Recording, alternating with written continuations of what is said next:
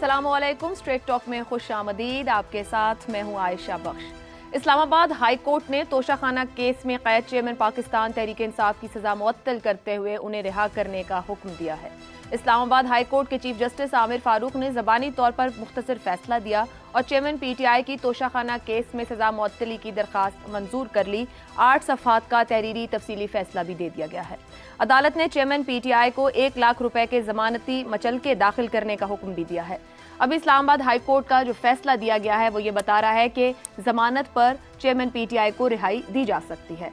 PTI और उसके वकला ने इस फैसले को हक की फतह करार देते हुए दावे करने शुरू कर दिए कि एक कैंगरू कोर्ट का फैसला आज मुअत्तल हो गया है और साबिक वजीर आजम PTI के चेयरमैन के तौर पर भी बहाल हो गए हैं। पाकिस्तान में ऐसा पहली मर्तबा नहीं हुआ कि सियासी जमातों ने किसी मुख्तसर फैसले को फौरी तौर इंसाफ की फतह करार ना दिया हो। मुस्लिम लीग के कई रहनुमाओं और कारकुनों को शायद अप्रैल 2017 में खाई मिठाई आज भी याद हो, जब नून लीग के रहनुमाओं ने पनामा केस पर सुप्रीम कोर्ट के JIT बनाने के फैसले को अपनी फतह करार दे दिया था। फिर उसी JIT ने जो कुछ किया वो आज हमारी तारीख का हिस्सा है। मगर आज तो PTI के रहनुमाओं को शायद मिठाई खाने का टाइम भी ना मिला हो, क्योंकि दूसरी तरफ खुसूसी अदालत ने साइफर केस में साबिक वजीर आजम को 30 अगस्त तक जेल में ही कैद रखने का हुक्म दे दिया है। ऑफिशियल सीक्रेट एक्ट के तहत इस्लामाबाद में कायम खुसूसी अदालत के जज अबुल हसनात मोहम्मद जुल्करनैन ने चेयरमैन PTI को साइफर केस में 30 अगस्त तक जुडिशल रिमांड पर जेल में रखने का तहरीरी हुक्मनामा सुप्रिंटेंडेंट अटक जेल को इरसाल कर दिया। अटक जेल हुक्काम को लिखे गए मुरासले में कहा गया है कि मुल्जिम Imran Khan Niazi official secret act के तहत साइफर केस में जुडिशल रिमांड पर है। मुरासले में जज अबुल हसनात मोहम्मद जुल्करनैन का कहना है कि मुल्जिम इमरान खान नियाजी को जेल में ही कैद रखा जाए और उन्हें कल इस मामले में अदालत में पेश किया जाए। इसी पर गुफ्तगू रहेगी। पैनल में हमारे साथ हैं हसन निसार, अबसार आलम, शहजाद चौधरी और इफ्तिखार अहमद। आप चारों का बहुत शुक्रिया। सवाल इस तरह से, गुड टू सी यू और विशिंग यू गुड लक का पैगाम इस्लामाबाद हाई कोर्ट तक पहुंच गया। शहबाज शरीफ, क्या वाकई अटक के कैदी नंबर 804 को आज के फैसले से रिलीफ मिला? हसन निसार साहब, हालात वाक़यात भी हैं, माजी भी है, हमारी सियासत भी है और कानून भी है। ये जो आज हुआ और जिस पर शहबाज शरीफ का ये रद्द अमल है कि सुप्रीम कोर्ट का पैगाम इस्लामाबाद हाई कोर्ट तक पहुंच गया, रिलीफ मिल गया है चेयरमैन PTI को? देखें आयशा, आपने कहा ये भी है, ये भी है, ये भी है, ये भी है। आप भूल गई कि मेरा एक अपना मिजाज भी है। मैं जस्टिस कय्यूम फेम और सुप्रीम कोर्ट पे हमला फेम लोगों के इस तरह के किसी बयान को तबसरे के काबिल भी नहीं समझता। It does not merit even a comment. Please, ये लोग इस काबिल ही नहीं है।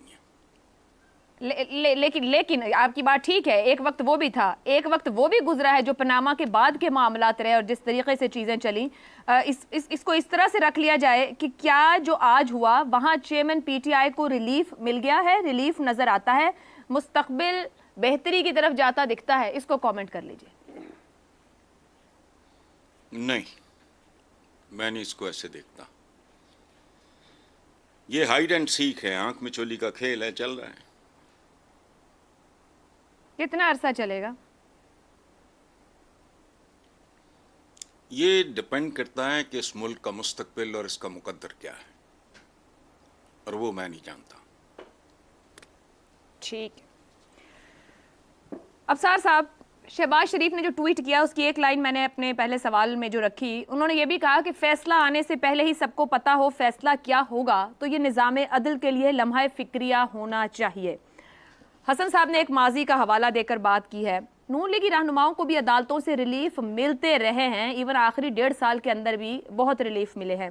ये पहली बार तो नहीं हुआ। जब किसी और को मिले तो तनकीद, फिर सवालिया निशान तो हमेशा बनना चाहिए जब वक्त से पहले पता हो कि फैसला क्या आना है। मेरे ख्याल में बदकिस्मती हमारी यही है कि 2023 में भी हम 90s को दोबारा चलता हुआ देख रहे हैं। 90 की दहाई में जो कुछ होता था इस मुल्क में, ये जो हसन निसार साहब ने एग्जांपल दी है जस्टिस क्यूम वाली, 90 की दहाई में ये हुआ है ना, तो हमारा ख्याल था कि हमारी सियासी क्लास जो है, हमारी इस्टेब्लिशमेंट है, हमारी जुडिशरी है, हमारा मीडिया, पार्लियामेंट है, ये मैच्योर हो गए हैं। ठोकरें लगी हैं इतनी 90s में या उससे पहले नहीं जाते इस तरह, तो फिर कहीं ख़त्म ही नहीं होगा सफ़र। चले, उससे सीखा है, मैच्योर हो गई हैं, आगे बढ़ी हैं, चार्टर ऑफ डेमोक्रेसी साइन हुआ। लेकिन अब फिर ये 2023 में भी वही कुछ हो रहा है जो हम तब देखते रहे हैं। अब कोई और रिसीविंग एंड पे है, कोई और टेकिंग एंड पे है, कोई और गिविंग एंड पे है। वही ड्रामा, उसी की दोबारा किस्त हमें दिखाई जा रही है। क्या हमारा दिलचस्पी इस पर रह गई? और उसकी वजह से इस वक्त मुल्क में जो हालात हैं वो हैं। खान साहब को रिलीफ मिले ना मिले, लेकिन उनकी टौर तो बन गई है ना। उन्होंने ये तो दिखा दिया ना कि सिस्टम के अंदर उनके लिए अभी भी बहुत दरवाजे खुले हुए हैं, उनकी सपोर्ट है इस सिस्टम के अंदर। और चाहे सही है या गलत, मैं तो समझता हूँ कि खान साहब को जो रिलीफ मिला सही मिला है। अगर उनको इंसाफ मिल रहा है तो इस पर हमें एतराज़ नहीं होना चाहिए, और तेज़ी से मिल रहा है तो इस पर भी हमें एतराज़ नहीं होना चाहिए कि दूसरों को क्यों नहीं मिल रहा। आप दूसरों के लिए कहें कि दूसरों को भी मिले, लेकिन खान साहब को इतनी तेज़ी से क्यों मिल गया? और इसकी वजह क्या सिर्फ सुप्रीम कोर्ट के जजेज़ हैं? तो हो सकता है यही वजह हो, लेकिन इसका इतलाक़ जो इस मिसाल का जो कायम हुई है ये दूसरों पे भी होना चाहिए। और दूसरी बात ये है कि जो पीटीआई के सपोर्टर्स हैं और चेयरमैन है पीटीआई के, अभी कुछ ही दिन पहले कितनी सख्त ज़ुबान इस्तेमाल की जा रही थी इसी चीफ जस्टिस के ख़िलाफ़, इस्लामाबाद हाई कोर्ट के चीफ जस्टिस के ख़िलाफ़ ट्रेंड बन रहे थे उनके ख़िलाफ़। उनके ऊपर अदम एतमाद खान साहब ने खुद किया और फिर सुप्रीम कोर्ट में उनके ख़िलाफ़ गए कि ये हमारे ख़िलाफ़ फ़ैसला करते हैं और अभी भी डिले कर रहे हैं। तो तभी सुप्रीम कोर्ट भी इतनी एक्टिव हुई, और इतना एक्टिव होने के बाद जो चाहिए था खान साहब को वो उन्होंने दे दिया है उनको। लेकिन वो वहाँ अटक जेल के दरवाजे तक पहुँच पाएगा? जो तोहफ़ा यहाँ से रवाना हुआ या नहीं हुआ ये देखना है, क्योंकि रास्ते में बहुत सारी रुकावटें, बहुत सारी चेक पॉइंट्स, बहुत सारी छावनियाँ पड़ती हैं। वहाँ से गुजरते हुए ये तोहफ़ा इस्लामाबाद से अटक पहुँचना है।